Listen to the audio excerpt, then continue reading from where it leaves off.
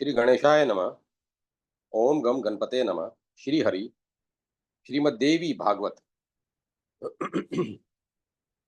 मधु केटव के साथ भगवान का युद्ध, भगवती की स्तुति, भगवान के द्वारा मधु केटव का सम्मोहन और भगवान विष्णु के द्वारा उनका वध। सुत जी कहते हैं, जब जगत गुरु भगवान विष्णु के श्री विग्रह से निद्रा दूर हुई, उनके नेत्र, मुख, नासिका, बाहु, हृदय एवं वक्षस्थल सभी अंगों से निकलकर उस तामसी देवी ने मूर्तिमान हो आकाश में स्थान बना लिया और भगवान बार बार जमाई लेते हुए उठकर बैठ गए। तब उन्होंने देखा, वहीं प्रजापति ब्रह्मा जी भयभीत होकर खड़े हैं। फिर तो महान तेजस्वी श्री विष्णु मेघ की भांति गंभीर वाणी में कहने लगे। भगवान विष्णु बोले, पद्मयोनि ब्रह्मा जी, आप जप तप छोड़कर यहाँ कैसे आ गए? भगवान भगवान, क्यों आप इतने चिंतित हैं? आपका मन भय से अत्यंत घबराया हुआ क्यों है? ब्रह्मा जी ने कहा, भगवान, मधु और केटब नामक दो दैत्य आपके कान की मैल से उत्पन्न हुए हैं। उनका रूप बड़ा ही भयंकर है और वे अपार बली हैं। वे दोनों मुझे मारने के लिए उपस्थित हैं। जगत प्रभो, उन्हीं के डर से मैं आपके पास चला आया। भगवन, भय से मेरा कलेजा कांप रहा है और चेतना लुप्त सी हो रही है। अब आप मुझे बचाइए। भगवान विष्णु बोले, ब्रह्मा जी, यहाँ विराजिए। अब आपका भय समाप्त हो गया। वे मूर्ख अपनी आयु खो चुके हैं। अभी युद्ध करने के लिए मेरे पास आएंगे और निश्चय ही मैं उनका वध कर दूंगा। सुत जी कहते हैं, इस प्रकार देवादिदेव भगवान विष्णु ब्रह्मा जी से कह रहे थे। इतने में ही मतवाले मधु और केटब दोनों महाबली दानव ब्रह्मा जी को खोजते हुए वहां आ पहुंचे। मुनिवरों, सर्वत्र जल ही जल था। बिना किसी अवलंब ही निश्चिंत होकर वे दैत्य खड़े थे। उनके सर्वांग में अहंकार भरा था। वे ब्रह्मा जी से कहने लगे, भागकर इसके पास चला आया, क्या इससे बच सकेगा? युद्ध कर, यह देखता ही रहेगा और हम तेरे प्राण हर लेंगे। इसके बाद सर्प के फन पर बैठने वाले इसे भी हम मारेंगे। किंतु पहले अभी तू लड़ ले। यहाँ लड़ना नहीं चाहता तो मैं तुम्हारा दास हूँ, यूं कह दे। सुत जी कहते हैं, मधु और केटब की बात सुनकर भगवान विष्णु उनसे कहने लगा, दानव श्रेष्ठ, तुम इच्छा पूर्वक मुझसे युद्ध कर लो। महाभाग, तुम बड़े बली हो, तुम्हें असीम अभिमान हो गया है। यदि युद्ध करने की अभिलाषा हो तो आ जाओ, मैं तुम्हारा अभिमान दूर कर दूंगा। सुत जी कहते हैं, भगवान विष्णु के वचन सुनकर मधु और केटब भी की आंखें क्रोध से लाल हो उठी। वे बिना किसी सहारे जल में ही खड़े थे, फिर भी श्री हरि से युद्ध करने के लिए तैयार हो गए। मधु कुपित होकर तुरंत ही भगवान से लड़ने के लिए आगे आ गया। अभी केटब वहीं ही ठहर गया। दो मत वाले पहलवानों की भांति भगवान विष्णु और मधु मल युद्ध करने लगे। मधु के थक जाने पर केटब लड़ने लगता था। फिर मधु और फिर केटब, यूं बार बार वे क्रोधांध दैत्य शक्तिशाली श्री हरि के साथ बाहु युद्ध करने में संलग्न हो गए। उस समय ब्रह्मा जी और भगवती शक्ति, ये दोनों आकाश में खड़े होकर यह दृश्य देख रहे थे। दोनों मधु और केटब को कुछ श्रम न हुआ और भगवान विष्णु थक से गए। जब 5000 वर्षों तक लड़ाई होती ही रही, तब भगवान श्री हरि मधु एवं केटब की मृत्यु के विषय में विचार करने लगे। सोचा, अरे मैंने 5,000 वर्षों तक युद्ध किया, फिर भी इन भयंकर दानवों को श्रम तक न हुआ और मैं थक गया। ये बड़े ही आश्चर्य की बात है, मेरा बल और पराक्रम कहाँ चला गया।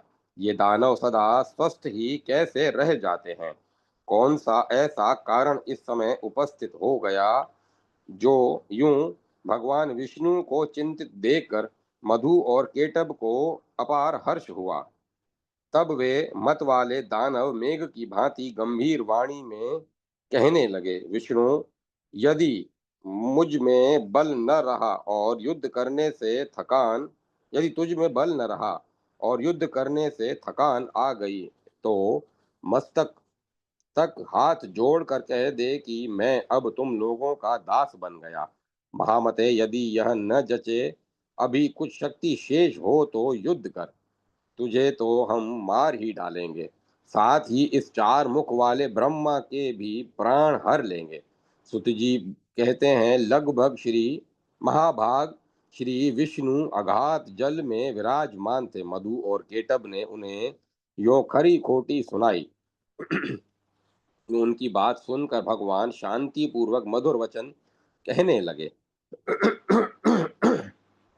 भगवान बोले, जो थक गया हो, डरा हो, जिसके हथियार गिर पड़े हों, स्वयं गिर गया हो अथवा अभी जो बालक हो, इन पर शूरवीर पुरुष प्रहार नहीं करते। यही सनातन धर्म है। इस युद्ध भूमि में मैंने 5,000 वर्षों तक लड़ाई की, मैं अकेला हूँ और समान बल वाले तुम दो भाई लड़ रहे हो। तुम दोनों समय समय पर जैसे विश्राम कर लेते हो, वैसे ही मैं भी कुछ विश्राम करके युद्ध करूंगा। इसमें क्या संदेह है। मानो तुम दोनों महान मत वाले शूरवीर हो माना तुम दोनों महान मत वाले शूरवीर हो, परंतु कुछ समय तक ठहरो, मैं विश्राम कर लूं, फिर न्यायपूर्वक युद्ध आरंभ होगा। सुत जी कहते हैं, भगवान विष्णु का उक्त कथन सुनकर दानव श्रेष्ठ मधु और केटब शांत हो गए। फिर युद्ध होगा, यूं निश्चय करके कुछ समय के लिए वे दूर जाकर खड़े हो गए। चतुर्भुज भगवान विष्णु ने देखा मधु और केटब यहाँ से बहुत दूर चले गए हैं। तब उन्होंने उनकी मृत्यु क्यों नहीं होती इसका कारण सोचा। विचार करने पर ज्ञात हुआ कि भगवती ने इन्हें वरदान दिया है, ये जब चाहेंगे तभी मृत्यु इनके पास आएगी। इसी से ये शांत भी नहीं होते। मैंने व्यर्थ ही इतनी घोर लड़ाई की, मेरे परिश्रम का कुछ भी फल न मिला। ये कैसे मरेंगे यह ठीक जाने बिना अब मैं युद्ध करूं भी किस प्रकार। ये दानव वर के प्रभाव से घमंड में चूर हो रहे हैं। सदा मुझे दुख देने इनका सदा मुझे दुख देना इनका स्वभाव ही बन गया है। बिना युद्ध किए ये मरेंगे भी कैसे। भगवती वर दे चुकी हैं, वह उसे टाल नहीं सकती। उनका इत, उनको भला अपनी इच्छा से तो दुखी आदमी भी मृत्यु का आवाहन नहीं करता, फिर ये क्यों मरना चाहेंगे। जब कोई असाध्य, रोगी और दरिद्र भी स्वयं मरना नहीं चाहता, फिर ये दो अभिमान से में चूर रहते हैं, अपनी मृत्यु क्यों चाहेंगे। अतः मैं अब सभी मनोरथ पूर्ण करने वाली इन उन विद्यामयी शक्ति की शरण में चलूं, क्योंकि अब इनके प्रसन्न हुए बिना कार्य सिद्ध नहीं हो सकता। भगवान विष्णु यूं सोच रहे थे, इतने में ही मन को मुग्ध करने वाली भगवती योग निद्रा के उन्हें दर्शन हुए। उस समय वे कल्याणमयी देवी आकाश में विराजमान थी।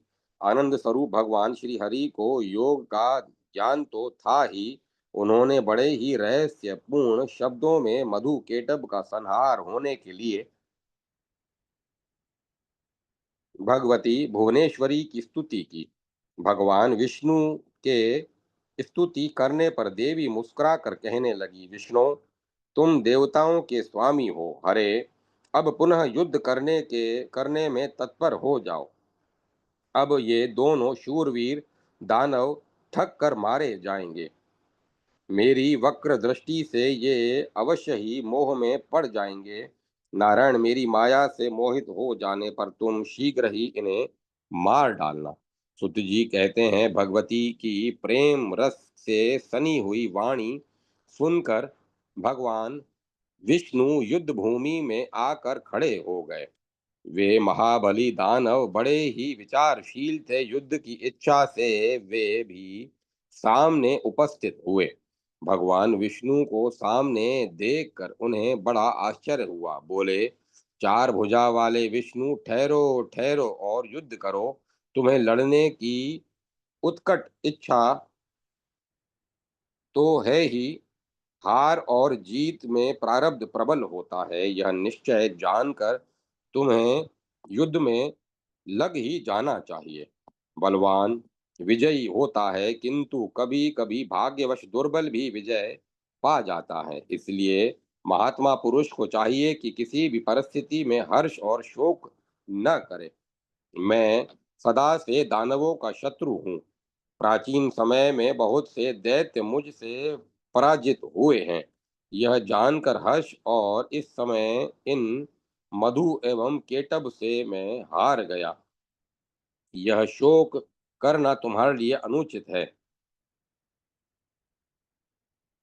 सुत जी कहते हैं, इस प्रकार कहकर महाबाहु मधु और केटव युद्ध के लिए डट गए। उन्हें देखकर भगवान विष्णु ने बड़े विचित्र ढंग से एक घूंसा मारा। बलाभिमानी उन दैत्यों ने भी भगवान पर घूंसों की से चोट पहुंचाई। यूं परस्पर घोर युद्ध होने लगा। लड़ते हुए उन अपार बलशाली दानवों को देखकर भगवान श्री हरि ने कातर भाव से भगवती की ओर दृष्टि फेरी। सुत जी कहते हैं, उस समय भगवान करुणा रस से भीग से गए थे। उन्हें देखकर भगवती ने अट्टहास किया। उनकी आंखें लाल हो गई थी। साथ ही उन्होंने कामदेव के बाणों की कामदेव के बाणों की तुलना करने वाले अपने कटाक्ष भरे नेत्रों से उन दैत्यों को आहत कर दिया। भगवती मुस्कुराती हुई तिरछी नजरों से उनकी ओर देख रही थी। उनके इस अवलोकन में प्रेम और मोह भरे थे। फिर तो भगवती की तिरछी चितवन को देखकर दुरात्मा मधु और केटप तुरंत मोहित हो गए। मदन शरों से उनका मन व्यथित हो उठा। यह कैसा मनोहर अद्भुत दृश्य सामने आ गया। यों मानते हुए वे अपनी विस्तृत छटा दिखाने वाली देवी की ओर देखते रह गए। भगवान विष्णु काम साधना में सतर्क तो थे ही। वे देवी के अभिप्राय को देखकर समझ गए कि अब दैत्य मोहित हो चुके हैं। फिर तो हंसकर मेघ की भांति गंभीर वाणी में उन्होंने मधुर शब्दों में कहा, वीर, तुम्हें जो इच्छा हो वर मांग लो। मैं तुम्हारे युद्ध कौशल से अत्यंत प्रसन्न होकर अवश्य वर देने को तैयार हूँ। प्राचीन समय में युद्ध करने वाले बहुतेरे दानव मेरे सामने आए, किंतु मैंने तुम्हारे समान न तो किसी को देखा और न सुना ही। तुम बड़े ही अनुपम बलवान हो, अतएव मैं तुमसे बहुत प्रसन्न हूँ। अपार बलशाली दानवों, तुम दोनों भाइयों की अभिलाषा मैं अवश्य पूर्ण करूंगा। सुत जी कहते हैं, उस समय मधु और कीटक काम से आतुर थे। उन्हें अपने बल का अभिमान तो था ही, उनकी आंखें कमल के समान थी। जगत को आह्लादित करने वाली भगवती महामाया सामने विराजमान थी। भगवान विष्णु का वचन सुनकर भी दानवों की आंखें देवी की ओर लगी रहीं। अभिमानी वे भगवान श्री हरि से कहने लगे, विष्णु, हम मांगने नहीं आए हैं, तुम हमें क्या दे सकोगे? देवेश, तुम्हें ही हम देने को तैयार हैं। हम याचक नहीं, हम तो उदार दाता हैं। ऋषिकेश, तुम्हें जिस वर की अभिलाषा हो हमसे प्रार्थना करो। वासुदेव, तुम्हारे इस अद्भुत युद्ध में हम बड़े प्रसन्न हैं, तुम्हारे इस अद्भुत युद्ध से हम बड़े प्रसन्न हैं। मधु और केटव की बात सुनकर भगवान विष्णु ने कहा, यदि तुम लोग अब मुझ पर प्रसन्न हो और वर देना चाहते हो तो बस दोनों मेरे हाथ से मौत स्वीकार कर लो। सुत जी कहते हैं, तदंतर भगवान श्री हरि की बात सुनकर मधु और केटव दैत्य महान आश्चर्य में पड़ गए। वे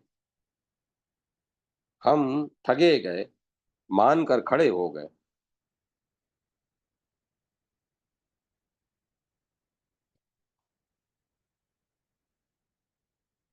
उनके मुख पर शोक की घटा घिर आई। सर्वत्र जल भरा था, कहीं भी प्राकृतिक भूमि नहीं दिखती। यह मन में विचार कर वे भगवान से कहने लगे, जनार्दन, तुम देवताओं के स्वामी हो, तुमने भी पहले वर देने की बात कही है। तुम कभी झूठ नहीं बोलते, अतः हमारा भी अभिलषित वर दो। माधव, हमारा वर यही है कि जल शून्य विस्तार वाले स्थान पर हमारा वध करो। हमने तुमसे मौत स्वीकार कर ली, किंतु तुम भी वचन का पालन करना। तब भगवान ने सुदर्शन चक्र को याद किया। साथ ही वे हंसकर कहने लगे, महाभाग, जल शून्य विस्तृत स्थान पर ही तुम्हें मार रहा हूँ। यूं कहकर देवादिदेव भगवान विष्णु ने अपनी विशाल जांघें फैलाकर जल पर ही जल रहित स्थान मधु और केटव को दिखा दिया। साथ ही कहा, इस स्थान पर जल नहीं है, अब तुम अपना मस्तक दे दो। आज से मैं भी सत्यवादी रहूंगा और तुम भी। भगवान का यह कथन सुनकर उसकी सत्यता पर वे विचार करते रहे। पश्चात अपने 4,000 कोस वाले विशाल शरीर को उन्होंने स्वयं मृत्यु के मुख में डाल दिया। उस समय भगवान ने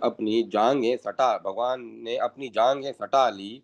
यह देखकर मधु और केटव को बड़ा आश्चर्य हुआ। इन विचित्र जांघों पर मस्तक रखने के लिए भगवान ने दैत्यों से कहा। उन्होंने मस्तक रख दिया। तब भगवान ने उनके मस्तकों को चक्र से काट डाला। तदंतर मधु और केटव के प्राण पखेरु उड़ गए। उस समय सारा समुद्र उन दैत्यों के रक्त और मज्जा से व्याप्त हो गया।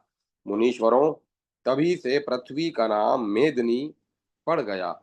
इसीलिए मिट्टी खाना निषेध माना जाता है। तुम लोगों ने जो पूछा था वह सारा प्रसंग भली भांति विचार कर मैं कह चुका। अतः विज्ञ पुरुषों को उचित है कि विद्या स्वरूपिणी महामाया की ही सदा आराधना करें।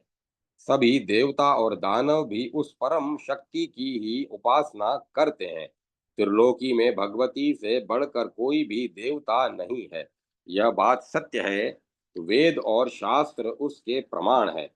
अतः वे चाहे निर्गुण हो अथवा सगुण, उन पराशक्ति की उपासना करनी चाहिए। अध्याय 9 समाप्त। जय माता सरस्वती। जय मां सरस्वती।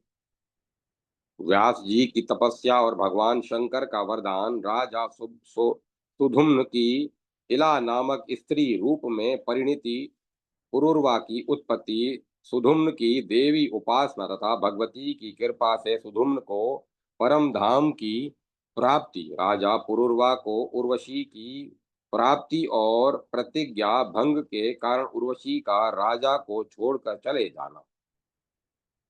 ऋषिगण बोले, सुत जी, आप पहले कह चुके हैं कि व्यास जी बड़े तेजस्वी थे। उन्होंने संपूर्ण संपूर्ण पावन पुराणों की रचना करके सुखदेव जी को पढ़ा लिया। किस प्रकार की तपस्या करने के प्रभाव से उन्हें शुक जी पुत्र रूप में प्राप्त हुए थे, इस विषय में व्यास जी के मुखारविंद से आपने जो कुछ सुना हो वह सब वृतांत विस्तार पूर्वक कहने की कृपा कीजिए। सुत जी कहते हैं, सुखदेव जी उच्च कोटि के साक्षात योगी थे। सत्यवती नंदन व्यास जी ने जैसे उनका व्यास जी से जैसे उनका जन्म हुआ, वह कहता हूँ। एक समय की बात है, महाभाग व्यास जी मुझे पुत्र हो यह निश्चित विचार करके मेरुगिरी के रमणीय शिखर पर गए और उन्होंने कठिन तपस्या आरंभ कर दी। उनके मन में बार बार विचार उठाया था कि शक्ति की उपासना अवश्य होनी चाहिए। जो शक्ति का पूजन नहीं करता, जगत में उसकी निंदा होती है। शक्ति का उपासक आदर पाता है। सत्यवती नंदन व्यास जी सुमेरु गिरी के जिस शिखर पर तपस्या करते थे, वहां एक बड़ा अद्भुत कनेर का उपवन था। सभी देवता और महान तपस्वी मुनि वहां क्रीड़ा करते थे। आदित्य, वसु, रुद्र, मरुत और अश्वनी कुमार तथा अन्य भी ब्रह्म को साक्षात्कार किए हुए मुनिगण वहां ठहरे हुए थे। निरंतर संगीत ध्वनि होती थी। फिर तो चराचर संपूर्ण जगत में व्यास जी का तेज फैल गया। उनकी जटाएं अग्नि के समान चमकने लगी। उस समय उनके तेज को देखकर शचीपति इंद्र डर गए। देवराज के मन में व्यथा उत्पन्न हो गई। वे भगवान शंकर के पास जाकर खड़े हो गए। उनकी यह स्थिति शंकर के पास जाकर उनकी यह इनकी स्थिति देखकर भगवान शंकर ने कहा। शंकर जी बोले, इंद्र, तुम देवताओं के राजा हो, आज कैसे भयभीत हो गए? तुम पर कौन सा दुख टूट पड़ा? तुम्हें कभी भी तपस्वियों के प्रति अमर्ष नहीं करना चाहिए। शक्ति सहित मैं उपास्य हूँ। यूं जानकर मुनिगण तपस्या में लगे रहते हैं। वे किसी प्रकार भी दूसरे का अहित नहीं करना चाहते। जब शंकर ने इंद्र से यूं कहा, तब वे उनसे पूछने लगे, व्यास जी क्यों तपस्या करते हैं और उनके मन में क्या अभिलाषा है? भगवान शंकर ने कहा, पराशर नंदन व्यास पुत्र पाने के लिए कठिन तपस्या कर रहे हैं। अभी 100 वर्ष पूरे हो जाने पर तब मैं उन्हें सुंदर पुत्र दूंगा। सुत जी कहते हैं, इस प्रकार भगवान शंकर ने इंद्र से कहा। तत्पश्चात वे तत्पश्चात वे जगत गुरु शंकर व्यास जी के पास गए और कहने लगे, वासवी नंदन व्यास, उठो, तुम्हें अभी सुंदर पुत्र प्राप्त होगा। अनग, तुम्हें संपूर्ण तेजों का साकार विग्रह, ज्ञानी यश का विस्तार करने वाला तथा अखिल जनों का प्रिय पुत्र प्राप्त होने वाला है। उसमें सभी सात्विक गुण उपस्थित रहेंगे। साथ ही वह सत्य पराक्रमी भी होगा। सुत जी कहते हैं, भगवान शंकर की मधुमयी वाणी सुनकर महाभाग व्यास जी ने उनके चरणों में मस्तक झुकाया और वे अपने आश्रम को चले गए। बहुत वर्षों के परिश्रम से वे थक गए थे। पुत्र उत्पन्न करने के लिए जो अरणी अर्थात कामिनी विख्यात है, वह तो आज मेरे पास है नहीं। परंतु मैं किसी स्त्री को स्वीकार भी कैसे करूं, क्योंकि स्त्री तो पैरों को जकड़ने वाली श्रृंखला ही है। स्त्री चाहे पुत्र उत्पन्न करने में कुशल, पातिव्रत धर्म के पालन में निपुण और कुशल पतिव्रत धर्म के पालन में निपुण और रूपवती ही क्यों न हो, है तो वह बंधन स्वरूप ही। यह वह अपनी इच्छा के अनुसार सुख भोगना पसंद करती है। गृहस्थ का जीवन बड़ा ही संकट में है। फिर अब मैं इसे कैसे स्वीकार करूं? मुनिवर, व्यास जी यूं सोच रहे थे, इतने में ही घृताची नाम की अप्सरा दिव्य रूप धारण कर किए हुए उन्हें दृष्टि गोचर हुई। उस समय वह मुनि के समीप ही आकाश में खड़ी थी। अप्सराओं में उसका सर्वोच्च पद था। अब मुझे क्या करना चाहिए? यदि मैं इसे स्वीकार कर लेता हूँ तो अनेकों तप करने वाले महात्मा मेरी हंसी उड़ाएंगे। जो कुछ भी हो, उत्तम सुख देने वाला जो गृहस्थ आश्रम है ही कहा जाता है। यह आश्रम पुत्र देता है, स्वर्ग पहुंचाता है और ज्ञान हो जाने पर मोक्ष भी दे देता है। बहुत पहले नारद जी से मैं एक प्रसंग सुन चुका हूँ। उर्वशी नामक अप्सरा थी। राजा पुरुरवा उसके वश में हो गए थे। अंत में उस अप्सरा ने राजा का तिरस्कार कर दिया था। मुनियों के पूछने पर सुत जी कहने लगे, मुनिवरों, इला के गर्भ में पुरुरवा की उत्पत्ति हुई थी। यह प्रसंग अब तुम्हें सुनाता हूँ। पुरुरवा यज्ञ और दान में संलग्न रहने वाले एक धार्मिक पुरुष हो गए। सुधुम्न नामक एक राजा थे। उनके मुख से कभी असत्य वाणी नहीं निकलती थी। इंद्रियों पर उनका अधिकार था। एक बार वे घोड़े पर सवार होकर शिकार खेलने के लिए जंगल में गए। साथ में बहुत से मंत्री भी थे। आज गव नामक धनुष और बाणों से भरा हुआ अद्भुत तरकस उन्होंने ले रखा था। शिकार करते हुए वे राजा सुधुम्न एक विचित्र वन में जा पहुंचे। वह दिव्य वन मेरुगिरी के निचले भाग में था। पारिजात के वृक्षों से उसकी अनुपम शोभा हो रही थी। अशोक, बकुल और सुंदर लताओं से वह महक रहा था।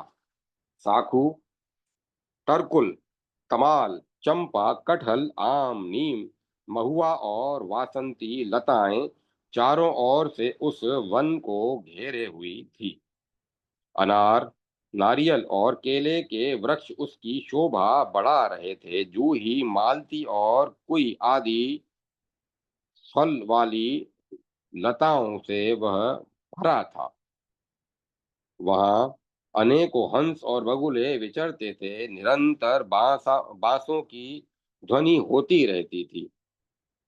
भंवरे गुनना भंवरे गुनगुनाते थे। वह वन सम्यक प्रकार से सुखदायी था। राजा सुधुम्न उस वन को देखकर बड़े हर्षित हुए। वृक्ष फूलों से लदे थे और कोयलें कू कू कूक रही थी। यह देखकर राजा और उसके सेवकों के मन मुग्ध हो गए। फिर तो महाराज सुदुम्न उस वन में घुसे। जाते ही उनका रूप स्त्री का हो गया और घोड़ा भी घोड़ी के रूप में परिणत हो गया। तब वे घोर चिंता में पड़ गए। सोचा, यह क्या हो गया? ये अत्यंत चिंतित हो उठे। वे अत्यंत चिंतित हो उठे। बार बार चिंता की लहरें उठने लगी। उन्हें असीम कष्ट हुआ। वे लज्जित हो गए। विचारने लगे, मेरी आकृति स्त्री की हो गई। अब मैं क्या करूं? कैसे घर जाऊं? अब मैं किस प्रकार राज्य का शासन संभालूंगा? अरे, मुझे किसने ठग लिया? ऋषिगण बोले, सुत जी, आपने बड़े ही आश्चर्य की बात कही कि राजा सुधुम्न स्त्री हो गए। उनमें तो देवताओं के समान पराक्रम था। फिर क्यों उन्हें स्त्री हो जाना पड़ा? इस अत्यंत रमणीय वन में राजा ने कौन सा ऐसा कार्य किया जिसके फलस्वरूप उन्हें यह दशा प्राप्त हुई? सुवर्त इसे विस्तार पूर्वक कहने की कृपा कीजिए। सुत जी कहते हैं, एक समय की बात है। भगवान शंकर का दर्शन करने के लिए सनक प्रभृति ऋषिगण एक या क्या ऋषिगण वहां पधारे थे। उस समय भगवान शिव भगवती उमा के साथ क्रीड़ा में मगन थे। ऋषियों को देखकर उमा अत्यंत लज्जित हो गई। वे पति देव के पास से उठी और लज्जित होकर अलग बैठ गई। उनका शरीर बड़े जोर से कांपने लगा। उन दोनों के आनंद का अवसर देख ऋषिगण यत्र तत्र बिखर कर शीघ्र ही भगवान नारायण के आश्रम को चले गए। अपनी प्रिया पार्वती को अत्यंत लज्जित देखकर भगवान शंकर ने उनसे कहा, तुम क्यों इतनी लज्जित हो रही हो? मैं तुम्हें अभी सुखी किए देता हूँ। वरानने, देखो, आज से कोई भी पुरुष मोहवश इस वन में पैर रखेगा तो तुरंत ही वह स्त्री हो जाएगा। इस प्रकार भगवान शंकर ने उस वन को शाप दे दिया। वन तब से वह वन दोष का खजाना बन गया। जहाँ कहीं से कहीं के भी जो इस जहाँ कहीं के भी जो लोग इस बात को जानते हैं, वे उस काम वन में कभी भूल कर भी पैर नहीं रखते। महाराज सुधुम्न इस बात से अनभिज्ञ थे, अतएव मंत्रियों सहित वहां चले गए। इसीलिए सबके साथ ही उन्हें शाप के अनुसार स्त्रीत्व स्वीकार करना पड़ा। अब उन राजऋषि सुधुम्न पर चिंता के मेघ उमड़ पड़े। लज्जा के कारण वे घर न जा सके। इस उस वन से निकलकर बाहर ही इधर उधर घूमने लगे। स्त्री होने के कारण वे इस प्रकार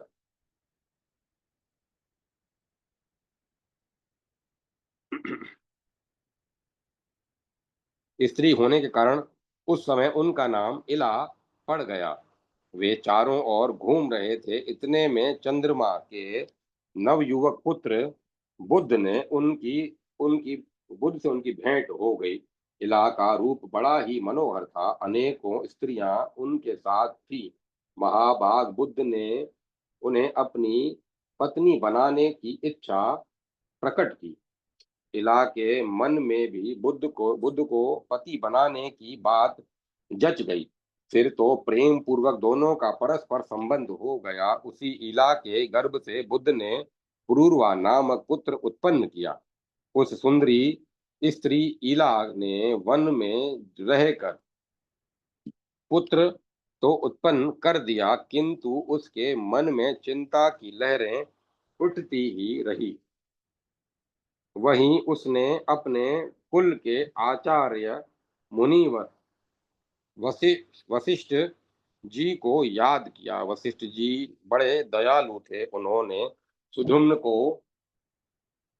सुधुम्न की दशा देखकर जगत के कल्याण करने वाले देवादिदेव भगवान शंकर की स्तुति की। भगवान शिव मुनिवर पर प्रसन्न हो गए। वशिष्ठ जी ने अपने प्रिय पात्र राजा के पुनः पुरुष होने की प्रार्थना की। तब अपनी बात भी सत्य रहे, यह सोचकर भगवान शंकर ने कहा, राजा 1 मास पुरुष रहेगा और 1 मास तो इसे स्त्री ही रहना पड़ेगा। इस प्रकार वर पाकर धर्मात्मा सुदुम्न पुनः अपने घर चले गए। वशिष्ठ जी की कृपा से उन्होंने राज्य की व्यवस्था आरंभ कर दी। स्त्री होने पर वे महल में रहते थे और पुरुष होने रहते समय उनके द्वारा राज्य का अनुशासन होता था। इस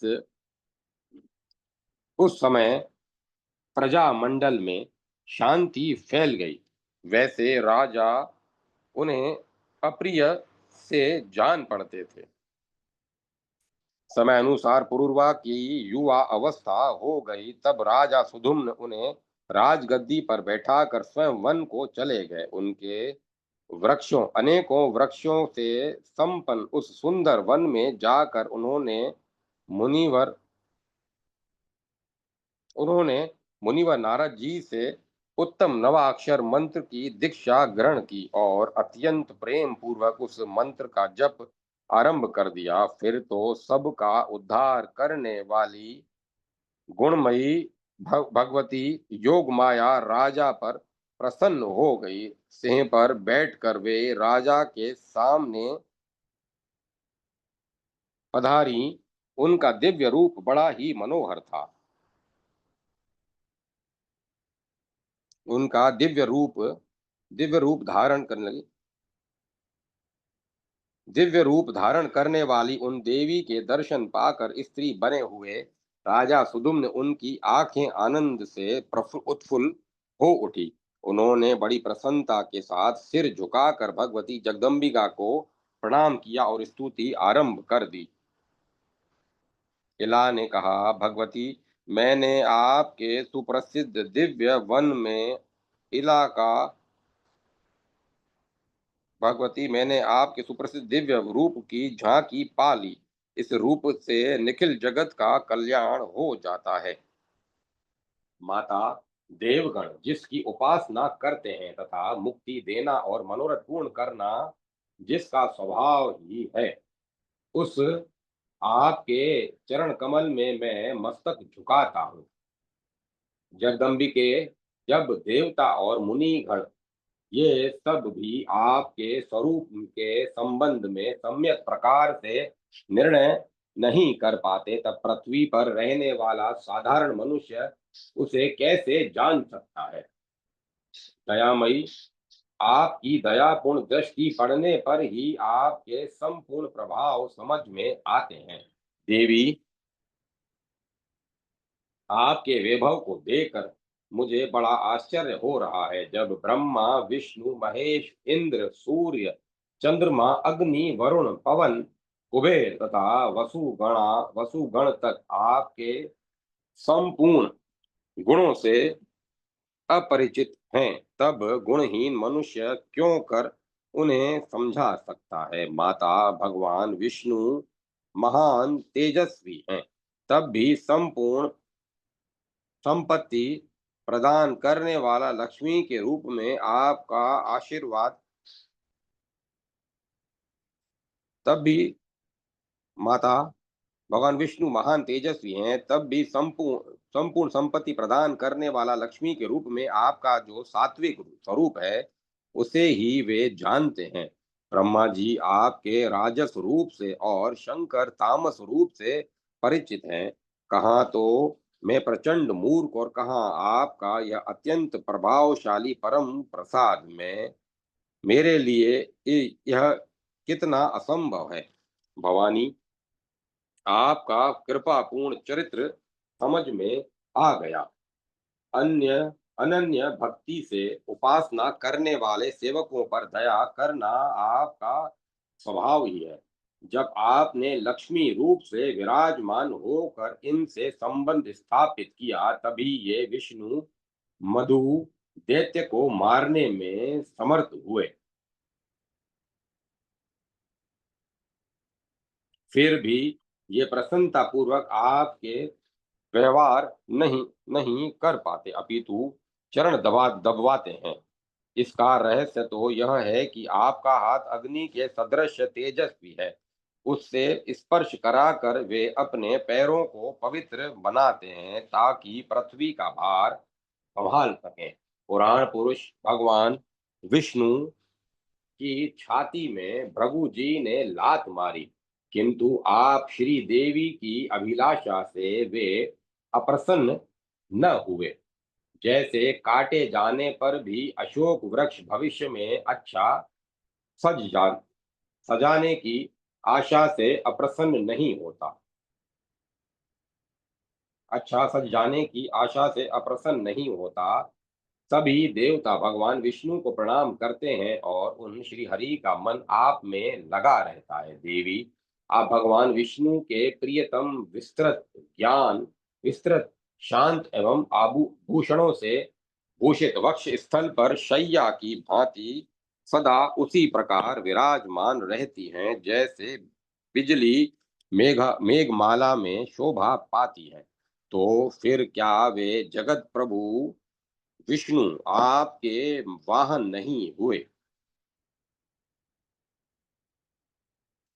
माता, यदि आप नाराज होकर उन्हें छोड़ दें तो निश्चित है कि उनकी पूजा असंभव हो जाएगी। प्रत्यक्ष देखा जाता है कि कोई पुरुष शांत, सुशील और गुणी भले ही हो, किंतु उसके पास आपका शक्ति का वास न हो तो अपने कहलाने वाले भाई बंधु भी उसे छोड़ देते हैं। अमित प्रभावशालिनी देवी, सदा तुम्हारे चरण कमलों की उपासना से उदत रहने वाले तो ब्रह्मा आदि देवता हैं। क्या ये कभी स्त्री नहीं थे? मैं तो मानती हूँ कि ये भी स्त्री थे और तुमने ही इन्हें पुरुष बनाया है। माता, तुम्हारी शक्ति का कितना वर्णन करूं। माता, तुम सब पुरुषों को स्त्री और स्त्री को पुरुष बनाने की शक्ति रखती हो, तब मुझे भी पुरुष बना देने की कृपा करो। तब देवी ने प्रसन्न होकर इला को पुरुष बना दिया। तदंतर सुधुम्न ने कहा, देवी, मेरे मन में तो ऐसी कल्पना उठती है कि तुम न स्त्री हो, न पुरुष हो, न निर्गुण हो और न सगुण, अथवा तुम जो कोई भी हो। मैं भक्ति भाव के साथ अनवरत तुम्हें प्रणाम करता हूँ। माता, यही अभिलाषा है कि तुम्हारे प्रति मेरी भक्ति सदा बनी रहे। सुत जी कहते हैं, इस प्रकार स्तुति करके राजा सुदुम्न भगवती के शरणागत हो गए। भगवती ने बहुत प्रसन्न होकर उन्हें अपने धाम में भेज दिया। इस प्रकार भगवती जगदम्बिका के कृपा प्रसाद से राजा उस परम पद के अधिकारी हो गए जहां से लौटना नहीं होता, तथा देवता लोग भी जिस पद के लिए ललायत रहते हैं। सुधुम्न के स्वर्ग सिधारने पर पुरूरवा राज्य करने लगे। वे महान गुणी और प्रजा की प्रसन्नता में सदा प्रयत्नशील रहने वाले थे। प्रतिष्ठानपुर बड़ा ही रमणीय नगर था। उसी में उनकी राजधानी थी। प्रजा की रक्षा में सदा संलग्न रहने वाले तथा संपूर्ण धर्मों के ज्ञाता पुरूरवा के हाथ में अब शासन सूत्र आ गया। वे अमित उद्यमशील थे। प्रभु शक्ति तो उनमें थी ही। साम दान दंड भेद सब उनके अधीन रहते थे। उनके राज्यकाल में अभी सभी वर्ण अपने अपने आश्रम धर्म की पालना करते थे। महाराज पुरुरवा ने विविध यज्ञ किए, जिनमें प्रचुर दक्षिणाएं बांटी गई। उनके रूप गुण वैभव सदाचार स्वभाव और शक्ति की बात सुनकर उर्वशी आसक्त हो गई। उसने राजा पुरुरवा को अब पति बनाना चाहा। वह अप्सरा ब्रह्मा जी के शाप से मृत्यु लोक में आई हुई थी। राजा पुरुरवा को गुणी समझकर उन्हें उसने वर्ण किया तो राजा तो वर्ण किया, पर उसने राजा के सामने ये शर्त रखी, राजन, मेरे पास ये दो मेंढे रहते हैं, इनकी तुम्हें रक्षा करनी होगी। ये प्रतिदिन घृत ही मैं प्रतिदिन घृत ही खाऊंगी। इसके सिवाय मेरा दूसरा कुछ भी भोजन न होगा। महाराज, मैथुन के अतिरिक्त मैं तुम्हें कभी नग्न न देख सकूंगी। राजन, यदि यह शर्त कभी भंग हुई तो तुम्हें छोड़कर मैं चली जाऊंगी। वह यह बिल्कुल सत्य बात कहती हूँ। मैं बिल यह राजा ने उर्वशी की शर्त स्वीकार कर ली। तब शाप से उद्धार पाने के लिए वह प्रतिज्ञा पूर्वक वहां रहने लगी। उस समय राजा की बुद्धि और मन का एकमात्र विषय उर्वशी ही बन गई थी। वे उस पर इतने आसक्त हो गए कि उसके बिना क्षण भर भी रहना उनके लिए असंभव हो गया। इस प्रकार अनेकों वर्ष व्यतीत हो गए। देवराज इंद्र स्वर्ग में थे। उन्होंने उर्वशी को वहां नहीं देखा। तब वे गंधर्वों से कहने लगे, गंधर्वों, तुम सब लोग उर्वशी को यहाँ लाने का प्रयत्न करो। राजा पुरूरवा की आंखों से ओझल होकर उनके घर में मेढ़ों को चुरा लिया जाए तो निश्चय ही काम बन जाएगा। यहाँ मेरा स्थान उर्वशी के बिना उदास हो गया है। उसकी शोभा ही नष्ट हो गई है। अतः जिस किस उपाय से भी उस सुंदरी अप्सरा को यहाँ अवश्य लौटा लाओ। तदंतर देवराज इंद्र के कथनानुसार विश्वावसु प्रभृति अनेकों गंधर्व पुरुरवा के महलों में गए। खूब अंधेरा छाया हुआ था। गंधर्वों ने मेंढों को चुरा लिया। वे जब उन्हें लेकर आकाश मार्ग से चले तब मेंढे चिल्लाने लगे। उर्वशी उन मेंढों को पुत्र के समान मानती थी। उनकी चिल्लाहट सुनकर वह कुपित हो उठी। साथ ही उसने नरेश से कहा, इन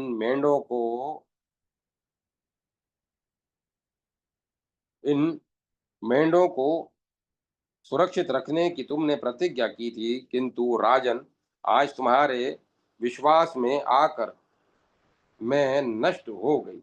ये मेंढे मुझे पुत्र के समान प्यारे थे। उन्हें चोरों ने चुरा लिया और तुम स्त्री के सामने आंखें मूंदे खड़े हो। तुम नपुंसक हो, केवल अपने मन के में ही वीर बने हुए हो। तुम जैसे पति के साथ रहकर मैं चौपट हो गई।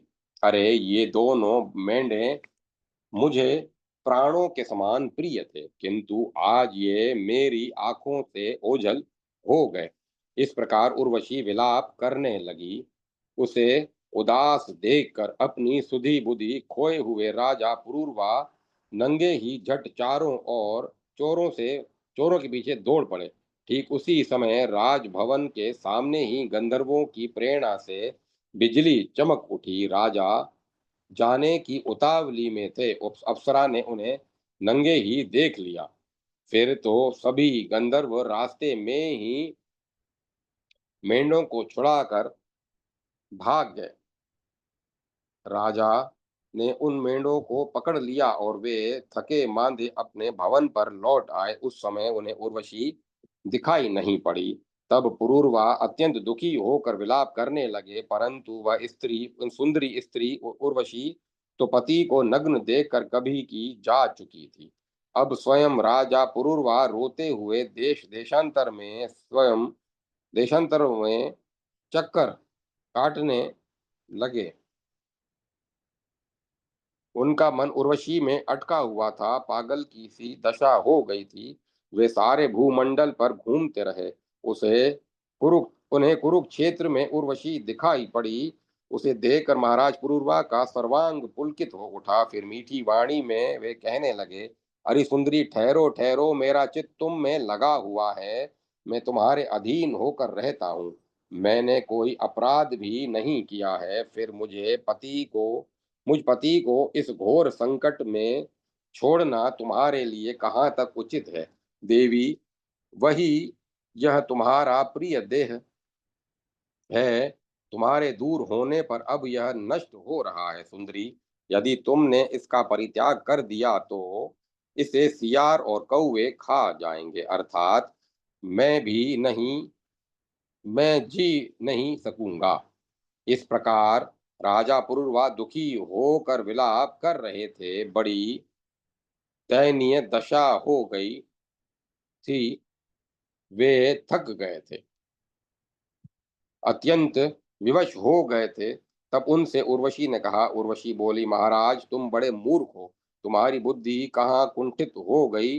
तुम घर जाओ, वहां का ही आनंद भोगो। मन में यूं विषाद करना व्यर्थ है। इस तरह समझाने पर भी महान मोह में डूबे हुए पुरुरवा को ज्ञान न हो सका। वे दुख के उमड़े सागर में गोता खाते रहे। सुत जी कहते हैं, इस प्रकार यह कथा मैंने कह दी। उर्वशी का प्रसंग बहुत बड़ा है, मैं तो इसे थोड़े में ही कह गया। अध्याय 10, 11, 12, 13 समाप्त। जय माता सरस्वती। जय मां सरस्वती। ओम नमः शिवाय। ओम नमो नारायण। ओम नमो भगवते वासुदेवाय। राम लक्ष्मण जान की जय बोलो हनुमान की। ओम ऐं ह्रीं क्लीं चामुंडाय विद्महे। ओम तत्सत। ओम तत्सत। ओम तत्सत। अब कथा को विराम दिया जाता है।